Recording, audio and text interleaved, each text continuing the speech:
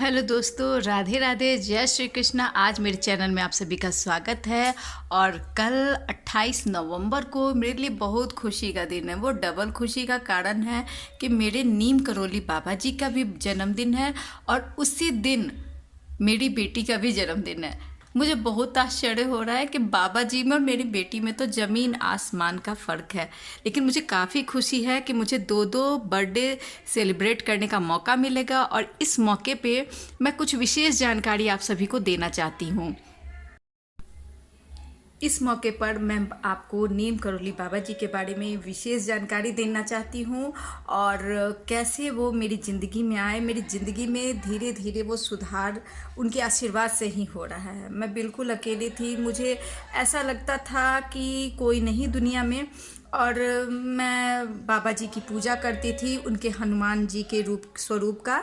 फिर मैंने सुंदरकांड का पाठ शुरू किया, तो मेरे जीवन में जो धीरे धीरे परिवर्तन है वो आना शुरू हुआ और मुझे बाबा जी का आशीर्वाद प्राप्त हुआ। उनके बारे में मैं जितना भी कहूँ कम है। मेरे बाबा जी मेरे पिता हैं और उन्होंने मुझे खुद ही अपनी बेटी बनाया है।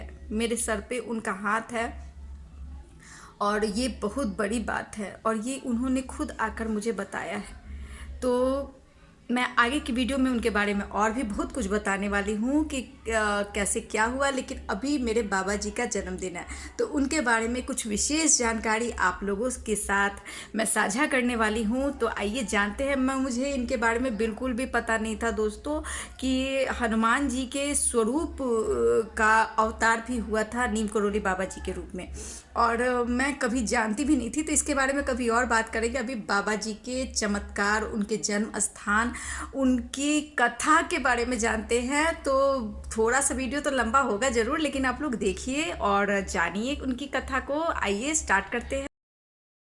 हाँ, तो दोस्तों मुझे ये बताते हुए काफ़ी खुशी हो रही है कि मैं अपने बाबा जी के बारे में बताने जा रही हूँ। और जो लोग नहीं भी जानते हैं ना, बाबा जी को पूरा विश्व जानता है।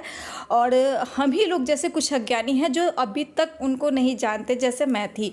मुझे इनके बारे में पता ही नहीं था दोस्तों। तो आइए जानते हैं। मैं कुछ लोगों को बताना चाहती हूँ बाबा नीम करौली जी, हनुमान जी के स्वरूप के बारे में। तो आइए इनके बारे में कुछ बताऊँ मैं, और मुझे काफ़ी खुशी होगी। बाबा नीम करौली का जन्म लगभग 1900 में उत्तर प्रदेश के फिरोजाबाद जिले के अकबरपुर गांव में 28 नवंबर को ही हुआ था। उनका असली नाम लक्ष्मी नारायण शर्मा था। उन्हें हनुमान जी का विशेष अवतार माना जाता है।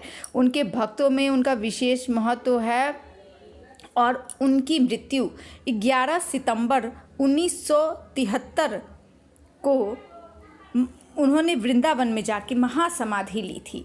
क्योंकि जो भी पृथ्वी पर आया है उसका अगर जन्म हुआ है तो मृत्यु भी सुनिश्चित है।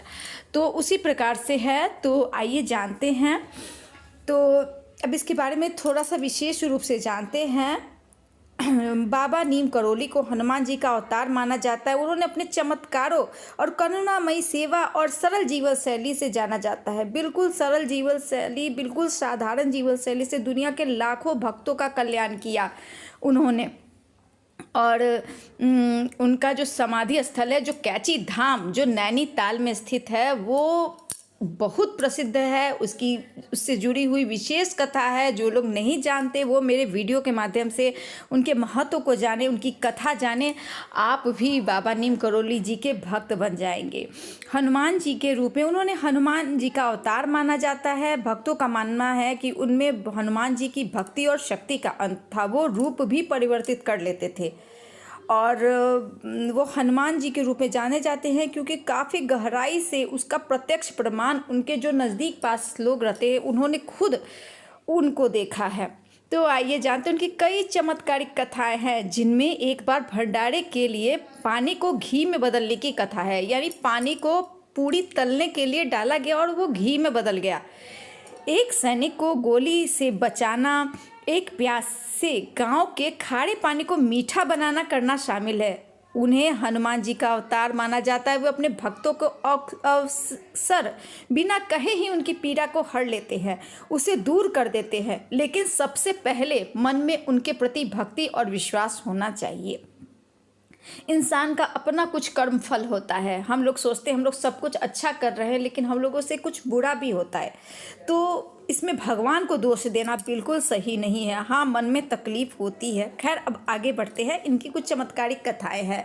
पानी से इन्होंने घी कैसे बनाया। एक बार कैची धाम में भंडारे के दौरान घी खत्म हो गया। बाबा के पास नदी के पानी को लाने के लिए कहा, और जब पानी को भोजन में डाला गया तो वो घी में बदल गया। फिर उस घी में भक्तों के लिए प्रसाद तैयार किया गया। ये बहुत आश्चर्य की बात है।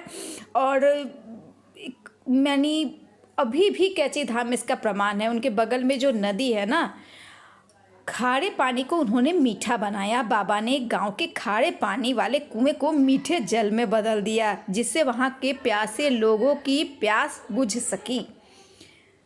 एक बार एक और कथा है। एक सैनिक ने युद्ध में गोली लगने वाली थी एक सैनिक को, लेकिन बाबा ने उसे एक कंबल ओढ़ा दिया, जिससे उसकी जान बच गई। तभी से कैची धाम के भक्तों द्वारा बाबा का कंबल चढ़ाने की परंपरा है। और जो लोग कंबल चढ़ाते हैं और उन्हें प्रसाद के रूप में अगर कंबल मिलता है तो उसे आदर सहित पूजा के स्थान पर रख के धूप बत्ती दिखाएं, पूजा करें। वो बाबा का विशेष प्रसाद है।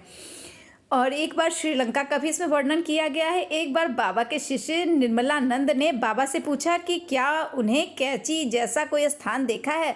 बाबा ने उनसे श्रीलंका के कैंडी के बारे में पूछा, जिससे उसका वर्णन निर्मलानंद ने सुनकर हैरान रह गए, क्योंकि बाबा कभी श्रीलंका गए ही नहीं थे और उन्होंने श्रीलंका के बारे में बता दिया। बाबा किसी के मन की बात को तुरंत पल भर में समझ सकते थे। कई लोगों की समस्या चिंता बिना कहे वो समझ जाते थे। वे किसी को डांटते थे तो सही राह दिखाते थे। वो लोगों को डांटते भी थे, और जैसे एक पिता अपने बच्चों को समझाता है, बिल्कुल वैसे ही करते थे। भक्तों को सही राह दिखाने के लिए कई समस्याएं और चिंता उन्होंने दूर की है। उन्होंने 6 साल की बच्ची ने अपनी माँ की मृत्यु के बाद बाबा से कहा कि जब वह मर जाए तो फिर उसे जीवित कर दे। बाबा ने अपने वचन को निभाया। बाबा की कई अलौकिक कथाएं हैं। नीम करोली बाबा को उनके भक्त हनुमान जी का अवतार मानते हैं। कैची धाम में विशेषकर कंबल चढ़ाने की परंपरा जुड़ी हुई है। बाबा ने एक रात एक सैनिक को कंबल उड़ा के उसकी जान बचाई, और तभी से कंबल काफ़ी वहाँ प्रसिद्ध है। कैची धाम की कहानी नीम करोली बाबा से जुड़ी है, जिन्होंने 1964 में 15 जून को इस आश्रम की स्थापना की थी। बाबा को कई लोग हनुमान जी का अवतार मानते हैं, और उनका मानना है कि वह मांगी कोई भी मनोकामना, कोई भी इंसान अगर वो कैची धाम में बाबा को न भी जानता हो चला जाए तो उसकी समस्या बिल्कुल हल हो जाती है। और ये बिल्कुल अचूक उपाय है। कई विदेशी फेसबुक के, गूगल के जो मेन अधिकारी थे, वो लोग बाबा की शरण में गए और आज कहाँ से कहाँ वो पहुँच गए। यह आश्रम कोसी नदी के तट पर स्थित है। इसका नाम सड़क के 2 तीखे मोड़ों के कारण कैची पड़ा है। नीम करोली बाबा पहली बार 1961 में कैची धाम आए थे। उन्होंने अपने मित्र पूर्वानंद के साथ मिलकर 15 जून 1964 को इस आश्रम की नींव रखी थी। बाबा को यहाँ आने से पहले एक सपना आया था। उन्होंने 1962 में एक शांत स्थान की तलाश की यात्रा की। उन्होंने यहाँ यज्ञशाला के लिए चबूतरा बनवाया, जिसके बाद हनुमान जी का मंदिर बनाया। और नीम करोली बाबा जी ने काफ़ी हनुमान मंदिर का निर्माण किया है भारत में। हर जगह, दिल्ली में, भारत के हर कोने में आपको हनुमान मंदिर की स्थापना बाबा जी ने खुद स्वयं करवाया है। आश्रम की प्रसिद्धि और भारत के साथ साथ विदेशों में भी है। स्टीव जॉब्स और मार्क जुकरबर्ग जैसे कई व्यक्ति बाबा के परम भक्त हैं, जिनको प्रेरणा इसी कैची धाम से मिली है। और कैची धाम भक्तों की आस्था और भक्ति का ऐसा केंद्र है, जहाँ हर साल 15 जून को स्थापना दिवस मनाया जाता है। और यहाँ आने वाले भक्त कभी भी खाली हाथ नहीं लौटते। उनकी मनोकामना पूरी होती ही होती है। जो हर दुनिया से हार गया हो, थक हार गया हो, उसे कैची धाम जरूर जाना चाहिए। और जिस दिन बाबा मेरी मनोकामना पूर्ण करेंगे, उनके आशीर्वाद से मुझे भी जाना है। आश्रम का नाम कैची 2 सड़कों के कारण पड़ा हुआ है। बाबा की तस्वीर का भी बहुत महत्व है दोस्तों। अगर आप उसे लगा के उसके सामने अगर आप कुछ बात कहते हैं, अपनी तकलीफ़ कहते हैं, या साधारण बजरंग बली के सामने भी अपनी तकलीफ़ कहते हैं, वो डायरेक्ट आपकी बात को सुनते हैं।